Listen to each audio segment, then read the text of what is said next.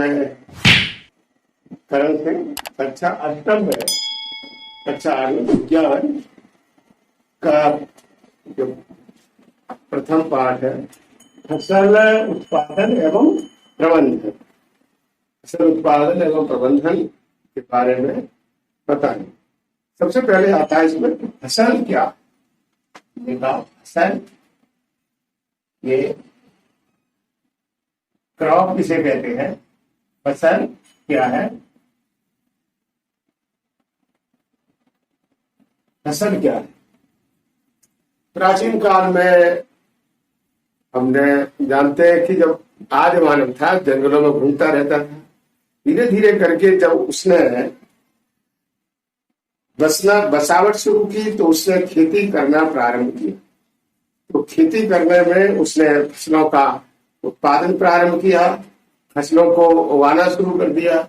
अब फसल जैसे गेहूं की फसल, चना की फसल, सरसों की फसल, ये फसलें होती हैं। फिर ये फसलें हैं तो हम ये सोचते हैं कि फसल क्या है। फसल का अर्थ है ऐसे पौधे जो खेत में सर्वाधिक मात्रा में उगाए जाते, ऐसे पौधे जो खेत में सर्वाधिक मात्रा में उगाए जाते हैं उसे फसल कहते हैं। फसलों को हमने अपनी सुविधा के अनुसार उन्हें विभिन्न वर्गों में बांटा है। जैसे कहते हैं जो गर्मियों में फसल उगाई जाती है उसको हमने कहा यह खरीफ की फसल है, जिसको हम गर्मियों में उगाते हैं, वर्षा ऋतु में उगाते हैं। हमने कहा जो वर्षा ऋतु में उगाते हैं खरीफ की फसल हुई, खरीफ की फसल। ये कब होती है, ऐसी फसल जो वर्षा ऋतु में उगाती है। अब वर्षा ऋतु में जो फसलें होती है, वर्षा ऋतु में कौन सी फसलें होती है, मैंने कहा वर्षा ऋतु में उगाई जाने वाली फसलें, वर्षा ऋतु में जो फसलें होती हैं उन्हें हम खरीफ की फसल कहते हैं। और वर्षा ऋतु में जैसे कौन सी फसल है, अब वर्षा ऋतु में उगाई जाती है तो हमने कहा वर्षा ऋतु में जो फसलें उगाई जाती है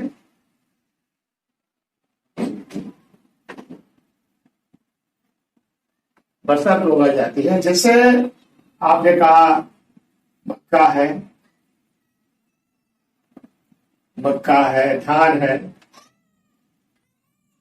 मक्का, धान, ज्वार है,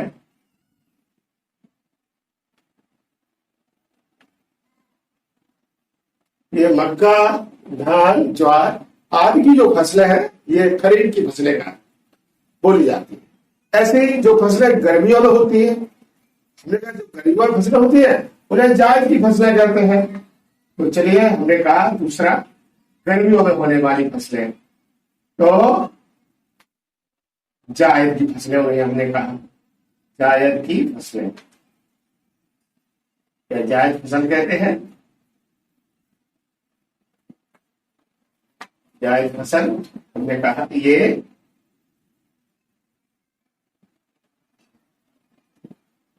गर्मी के मौसम में या गर्मी की ऋतु में जो फसलें उगाई जाती है,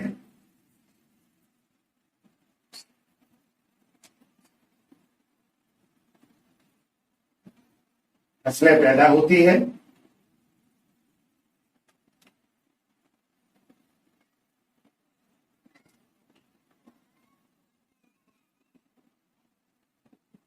गर्मी के मौसम में फसलें पैदा होती है। जैसे हम कहेंगे खरबूजा है, तरबूज है, लौकी है, तोरई है,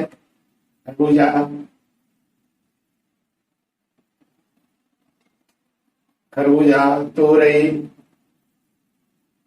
ककड़ी,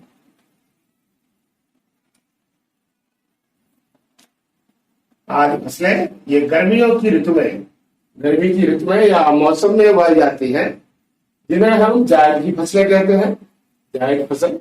और तीसरी एक आती है रबी फसल, रबी फसल।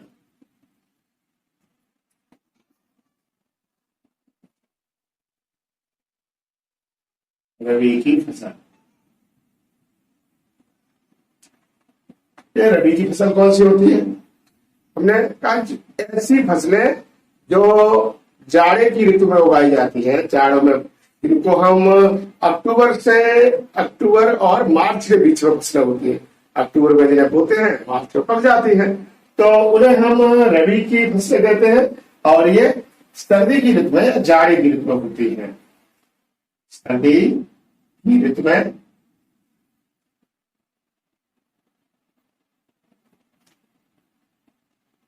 सर्दी की ऋतु में होती है।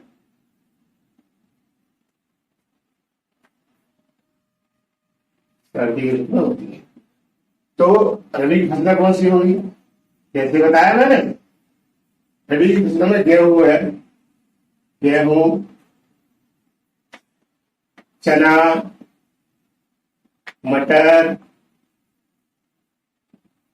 सरसों,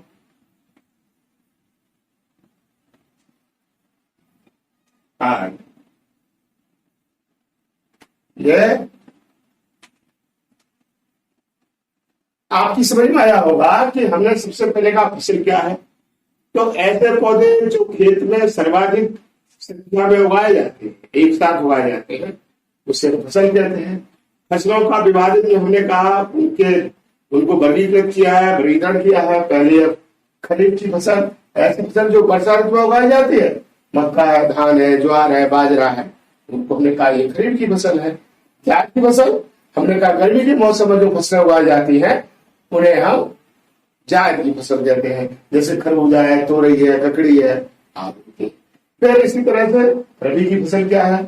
ऐसी फसलें जो सर्दी की ऋतु में उगाई जाती है उन्हें हम रबी की फसल कहते हैं। जैसे गेहूं, चना, मटर, सरसों, आदि। ये जाड़े की ऋतु में होती है। इनका बोने का जो समय है हमने बताया था, पैदा होती है अक्टूबर और मार्च के बीच में होती है। और इस तरह अब आता है फसलें हम उगाते हैं, तो फसलों की खेत में बोने के लिए हमें कुछ तैयारियां करनी पड़ती हैं। तो तैयारियां करनी पड़ती हैं जिसको हमने कहा, उनको हम कृषि पद्धतियां कहते हैं। तो एक बार इसको ये देखिए, अभी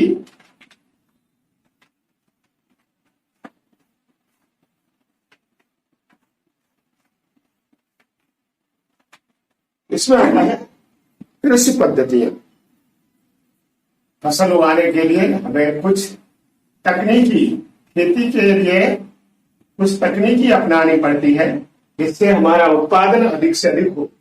उसके लिए हमने कहा जो तकनीक अपनाते हैं उन तकनीकों को कृषि पद्धतियां कहा जाता है। कृषि पद्धतियां, कृषि पद्धतियां कहते हैं। मैंने कहा कृषि पद्धतियां कौन सी है? जैसे कि पहले आता है मिट्टी तैयार करना।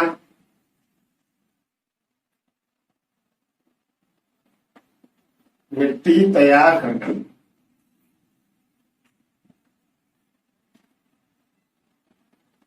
सबसे पहला है मिट्टी तैयार करना। हमने कहा मिट्टी तैयार करना, मिट्टी तैयार करने के लिए खेत में जुताई गुड़ाई करनी पड़ती है, तब मिट्टी तैयार होती है। अब हम सूखे खेत में क्या फसल बोएंगे, कोई भी अनाज बोएंगे, तो वह उगेगी नहीं जब तक मिट्टी हमें तैयार नहीं होगी। तो मिट्टी तैयार करने के लिए हमें खेत की जुताई करते हैं। खेत की जुताई करते हैं। जुताई क्या है? तो सबसे पहले हमने कहा उसकी जुताई करते हैं, तब खेत में मिट्टी तैयार होती है।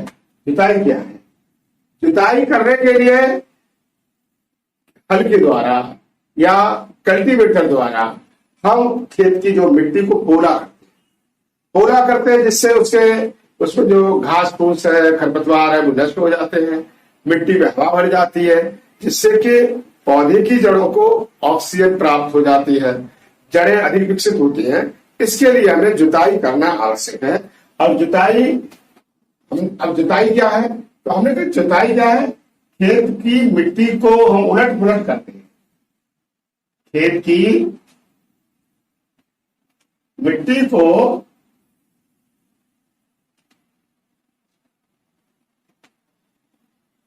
उलट पुलट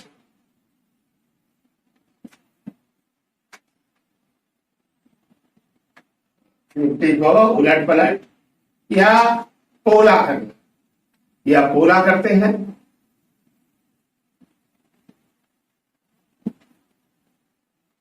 खेत की मिट्टी को उलट पुलट या पोला करते हैं, जिससे मिट्टी में हवा भर जाती है। मिट्टी में हवा भर जाती है तो पौधों की जड़ें अधिक विकसित होती है। इसको कहते हैं मिट्टी की तैयारी करना। तो उसमें पहले खेत में पानी लगाते हैं, पलेवा करते हैं, फिर उसकी जुताई करते हैं, कल्टीवेटर के द्वारा करते हैं। तो जुताई करने के जो यंत्र है, आपने देखा पहले लोग हल चलाते थे, कुदाल चलाते थे, हल चलाते थे, देसी हल हुआ करते थे। फिर मिट्टी पलटने वाले हल आए, मिट्टी पलटने वाले हल थे। अब ट्रैक्टर के द्वारा कल्टीवेटर चलते हैं, कल्टीवेटर के द्वारा मिट्टी पोला कर दी जाती है, उलट पलट जाती है, ऊपर की मिट्टी नीचे पहुंच जाती है और मिट्टी में हवा भर जाती है और उसको फिर वह मिट्टी तैयार हो जाती है। उसमें उपयुक्त नमी होती है और नमी के बाद फिर दूसरा एक स्टेप आता है। इसके दूसरा स्टेप इसमें आता है बुआई करना। बुआई करना, बुआई करना हमने कहा खेत में इसकी बीज की बुआई करते हैं। तो पहले जो हमने कहा उसको मिट्टी तैयार करते हैं, उसकी जुताई करते हैं और जुताई कल्टीवेटर से करते हैं। कल्टीवेटर जुताई हो जाती है, खेत पोला हो जाता है, उसमें पर्याप्त नमी होती है और नमी होने के बाद हम उसमें उसकी बुआई करते हैं। तो बुआई करने के तरीके एक सीड ड्रिल होता है। सीड ड्रिल यंत्र के द्वारा खेत में बीजों की एक पर्याप्त दूरी से बुआई करते हैं, लेकिन उसमें क्या है, श्रम अधिक लगता है। इसलिए कुछ लोग हल के पीछे भी एक एक हर कदम पर या उसके एक निश्चित दूरी पर बीज बोते जाते हैं। या जैसे कौन से प्रकार का हमें फसल बोनी है, जैसे मक्का है तो उसको कुछ दूरी का अंतर रखा जाता है, गेहूं है तो पास पास होता है 10 सेंटीमीटर की दूरी या 5 सेंटीमीटर दूरी, 6 सेंटीमीटर दूरी, ऐसे करके दूरी रखी जाती है। तो हम उसमें बुआई करते हैं। तो बुआई तो पहला स्टेप था मिट्टी तैयार करना, दूसरा है खेत में बुआई करना। अब बुआई करते हैं तो उसी समय है खाद एवं उर्वरक डालना। खाद एवं उर्वरक डालना, ये खाद एवं उर्वरक डालना चाहे बीज बोते समय खेत में देखा होगा खाद लगाई जाती है। बीज अब खेत में खाद, हमने कहा खाद एवं उर्वरक डालना। अब खेत में जैसे खाद लगाते हैं तो खाद गोबर की खाद, कंपोस्ट खाद, हरी खाद, केंचुआ खाद, वर्मी कंपोस्टिंग खाद कहते हैं, ये डाल। अब जो इसमें खाद है देखा होगा गांव में लोग गोबर है, पशुओं का गोबर है, वो एक गड्ढे में डालते रहते हैं। वो गोबर सड़ जाता है 6 महीने, 3 महीने में, 4 महीने में, 6 महीने में सड़ जाता तो वो कंपोस्ट खाद बन जाती है और उस कंपोस्ट खाद को खेत में बिखेर देते हैं। जगह जगह पर उसको बिखेरते हैं, डालते हैं तो खेत में खाद डाल दी जाती है। तो उसमें पौधों को बढ़ने के लिए उर्वरक या उस पोषक तत्व प्राप्त हो। अच्छा क्या है, कभी कभी जैसे कुछ किसान होते हैं जिनके पास खाद नहीं है, भैंस नहीं पालते हैं या पशु नहीं पालते हैं, तो उनके लिए वो बाजार से उर्वरक का प्रयोग करते हैं, हमें उर्वरक डालने पड़ते हैं। तो उर्वरक कौन से हैं? तो अब एक तो हमने कहा जो खाद है, खाद डालते हैं तो खाद में तो कौन सी खाद हुई, हमने कहा कंपोस्टिंग खाद है, कंपोस्ट खाद बोलते हैं इसे, कंपोस्ट खाद। और कंपोस्ट खाद जैसे हमने कहा ये गोबर की खाद होती है, गोबर की खाद, पशुओं का गोबर होता है, सड़ जाता है और गोबर की खाद या कंपोस्ट खाद है, इसका प्रयोग करते हैं। और देखा होगा सनई ढैंचा, सनई है ढैंचा है वह डालते हैं, सनई है ढैंचा है तो इनकी खाद भी बनती है। तो सनई है ढैंचा की खाद, ये की हरी खाद बोलते हैं, तो हरी खाद इसका प्रयोग करते हैं। तो इस तरह से ये हो गया। दूसरा आता है उर्वरक। हमने कहा उर्वरक क्या है, तो पहले ये खाद, दूसरा उर्वरक। उर्वरक होते हैं जब फर्टिलाइजर कहते हैं, उर्वरक या फर्टिलाइजर इनका निर्माण कारखानों में होता है, उद्योगों में होता है। जैसे हमने कहा यूरिया है, डीएपी है, यूरिया है और ये डीएपी डाई अमोनियम फास्फेट और एनपीके एनपीके एनपीके तो ये हो गया यूरिया है, डीएपी है, एनपीके है। तो इसमें यूरिया में नाइट्रोजन होता है 46% होता है, डीएपी डाइअमोनियम फॉस्फेट है, एनपीके नाइट्रोजन फास्फोरस पोटेशियम तीनों प्रकार के पोषक तत्व होते हैं। और खेत में हमें लिखा होगा उसकी जांच, मिट्टी की जांच करा लेनी चाहिए। मिट्टी खेत के चारों कोनों से थोड़ी मिट्टी दे करके जो ब्लॉक स्तर पर जो कृषि विज्ञान केंद्र होते हैं वहां पर अपने प्रयोगशाला मिट्टी की जांच करानी चाहिए और कौन से उर्वरक की हमें आवश्यकता उर्वरक देना चाहिए। इस तरह से उर्वरक है, यूरिया है, डीएपी है, एनपीके। जब खेतों में बीज की बुआई करते हैं, बुआई करते समय इसको डाला जाता है। इसके बाद आता है इसमें सिंचाई करना। अब हमने कहा सिंचाई क्या है? सिंचाई करना तो इरिगेशन ये कहलाता है सिंचाई करना। सिंचाई करना खेत में क्या है, जब फसल हमारी कहते हैं कितनी हो जाए उसमें 25 दिन लगभग बुआई के 20 या 25 दिन के लगभग जब फसल हो जाती है या उसमें नमी कम होने लगती है, बीज हो जाते हैं, पौधे हो जाते हैं, तो उसमें गेहूं में बुआई के 20 दिन या 25 दिन बाद 20 दिन बाद या 25 दिन बाद उसमें हम खेतों में पानी लगाते हैं। तो इस तरह से उसे सिंचाई कहते हैं। अब सिंचाई करने के कई तरीके हैं। पुराने तरीके सिंचाई करने के हैं, जैसे पहले लोग ढेंकुली का प्रयोग करते थे, चरस का प्रयोग करते थे, रैट का प्रयोग करते थे। ये पुराने सिंचाई करने के साधन थे। तालाबों से सिंचाई करते थे तो उसके प्रयोग होते थे। लेकिन वर्तमान युग में क्या है, विज्ञान और टेक्नोलॉजी के युग में नई तकनीकें आई हैं। ट्यूबवेल के द्वारा, नलकूप के द्वारा सिंचाई करते हैं।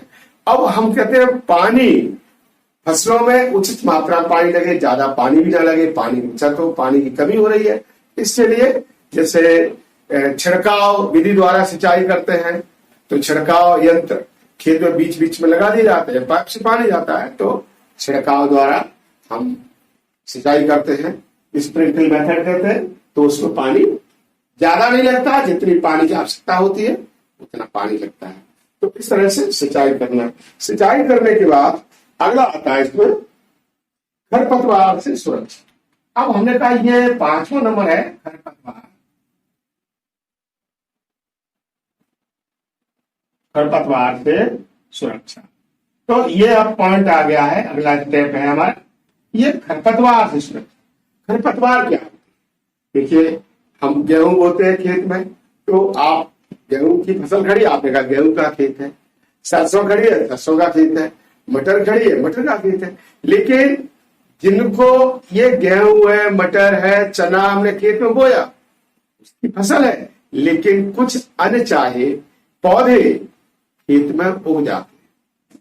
अनचाहे पौधे आपने कहा जैसे जंगली मटर है, जंगली पालक है, या जंगली उसमें दूब घास हो जाती है, बथुआ हो जाता है। जाड़े के दिनों में गेहूं के खेत में बथुआ है, तो ये उग जाते हैं, ये खरपतवार कहलाते हैं।